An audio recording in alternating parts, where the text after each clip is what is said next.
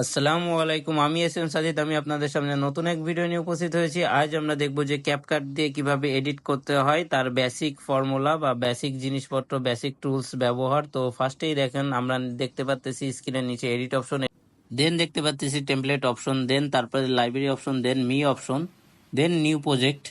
দেন আমরা এখান থেকে প্রজেক্ট সিলেক্ট করব। ব্যাকগ্রাউন্ড হিসাবে এইটাকে সিলেক্ট করলাম। এখন আমরা এই ব্যাকগ্রাউন্ডটা আমাদের ভিডিওর কত টাইম, সেই অনুযায়ী আমরা এই ব্যাকগ্রাউন্ডটা বানায় নিব। এক একটা, আমার ভিডিওটা ধরেন 7 মিনিট, তো আমরা এই ব্যাকগ্রাউন্ডটাকে 7 মিনিট পর্যন্ত ডুপ্লিকেট লেয়ার দিয়ে আমরা এটাকে 7 মিনিট পর্যন্ত এক্সটেন্ড করে নিব। এই যে দেখেন, এইভাবে করে আমরা জাস্ট ডুপ্লিকেট লেয়ার করে করে করে করে এই ব্যাকগ্রাউন্ডটাকে 7 মিনিট পর্যন্ত এক্সটেন্ড করে নিলাম। দেন এক্সটেন্ড করার পর ওভারলে, অ্যাড ওভারলে।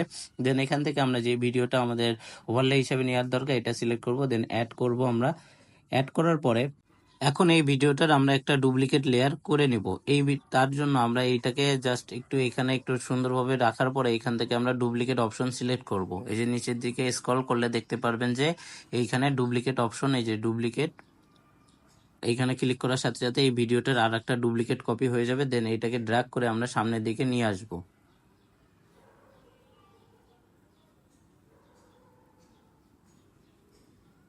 এই যে সামনের দিকে নিয়ে আসার পরে এইটাকে একবারে পারফেক্টলি হওয়ার পরে এইটাকে আমরা জাস্ট এখানে স্ক্রিনে সুন্দরভাবে অ্যাডজাস্ট করে নেব। অ্যাডজাস্ট করার পরে এটাকে ছোট বড় স্ক্রিনে শো করার জন্য আমরা মার্ক সিলেক্ট করব।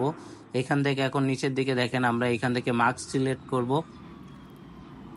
মার্কস সিলেক্ট করার পরে হরিজন্টাল সিলেক্ট করব। হরিজন্টাল সিলেক্ট করার পরে ডবল ক্লিক করার পরে এখান থেকে রোটে ক্লিক করব। রোটে ক্লিক করার পরে এটাকে জাস্ট রোট করে নিব, যে আমাদের নিচের স্ক্রিনটুকু লাগবে আর এই পাশে উপরের স্ক্রিনটুকু থাকবে। দেন আমরা এখান থেকে ডানে ক্লিক করব। রাইট মার্কে ক্লিক করলে এটা আমাদের উপরে যতটুকু নিচের স্ক্রিনটা দরকার ততটুকু আমরা রাখবো। দেন এই যে এখানে টিকে ক্লিক করব।